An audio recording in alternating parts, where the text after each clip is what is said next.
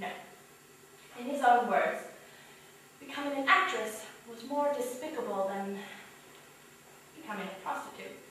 Because at least with hookers, there's always plenty of employment opportunities. Now, my father said that if I was going to be an actress, I had to be a great actress. So I agreed to his terms, and he gave me his blessing.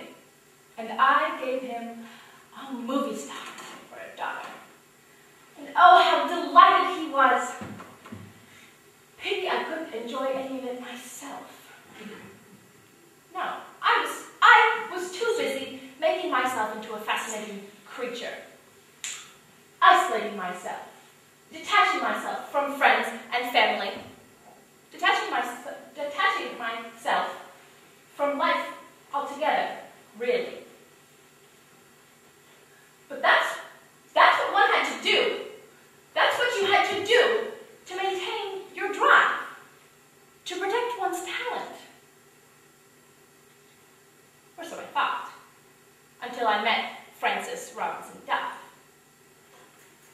Frances Robinson Duff was this famous Hungarian soprano and the only person in New York who taught actors how to speak. Because, as you may already know, most of us cannot. Duff was this towering, corpulent German woman. And when I say German, you know I mean Deutsch. And I spent my first 6 months, yes, an entire 6 months, trying to blow out the flame of a candle. So there I'd be, 55 minutes a week, week after week.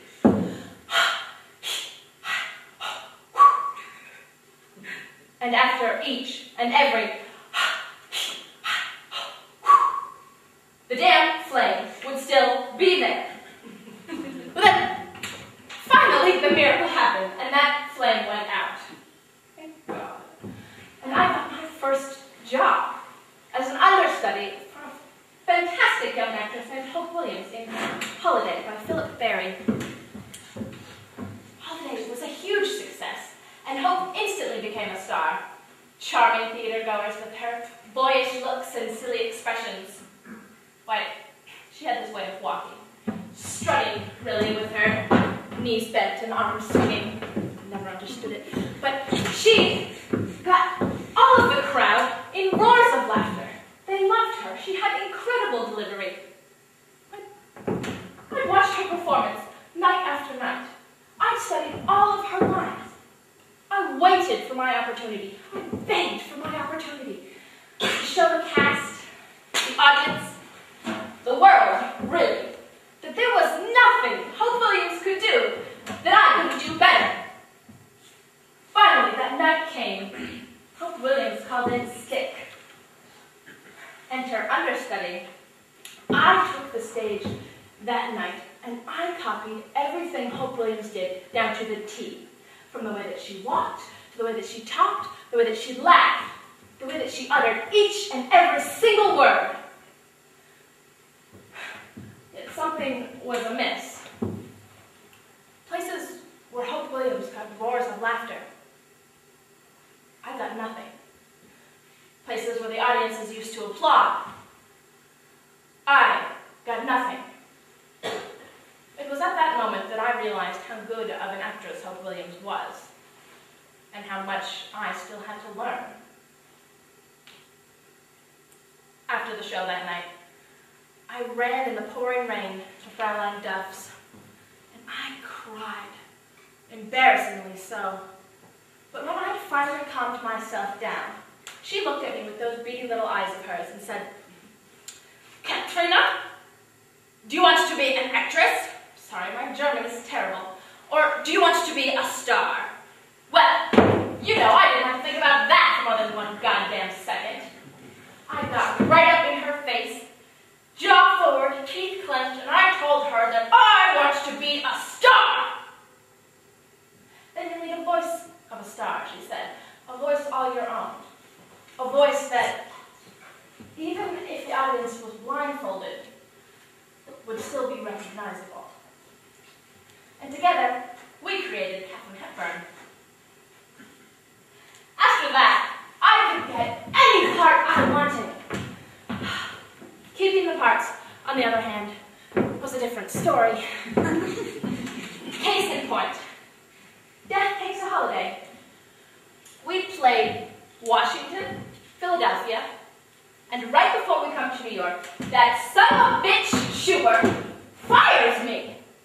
My reason for termination, according to the letter he sent my union, insufferable bossiness and outrageous posturing. Can you imagine? Art and Mr. Bottle, again, fired. The producer thought I was too unattractive. That one hurt. Then, The Animal Kingdom, again by Philip Barry.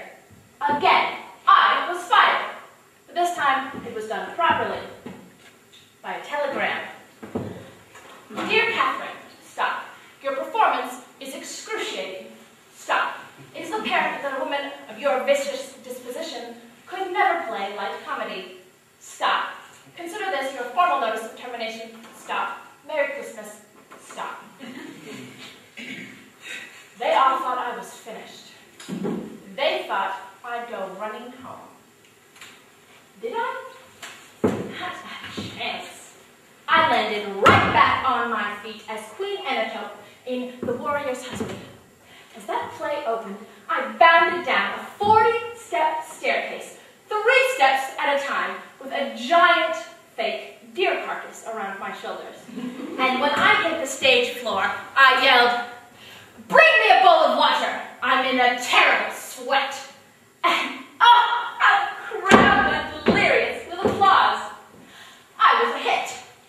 My first Broadway hit. Please, Robert, there still be some water in the well. Hello? Oh, Liddy, darling. The ex-husband. Liddy, how are you? More importantly, where are you? I thought you were coming up today. A hurricane. For Christ's sake, Liddy, it's just a tropical storm. Next weekend? Yes, of course. Yes, I'll be here. Don't you read Vanity, darling. I've got no other place to go. No, I haven't heard yet. But honestly, who else is there to play Scarlett O'Hara but me? Yes, I know. Thank you. But Liddy, darling, I really must keep the phone lines free. Being a washed-up actress certainly has its tribulations. Yes. All right. Bye-bye. Liddy. I'm not, am I? Washed up. I adore you. You know that. Yes. Soon.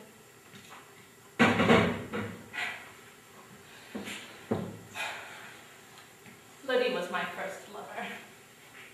I met him during my senior year at Bryn Mawr, and he totally fascinated me. With his fine diction and crisp lapels, he made a divine impression. Liddy had been absolutely everywhere, and he knew everyone. Now, Liddy buys this new camera and wants to take some pictures of me.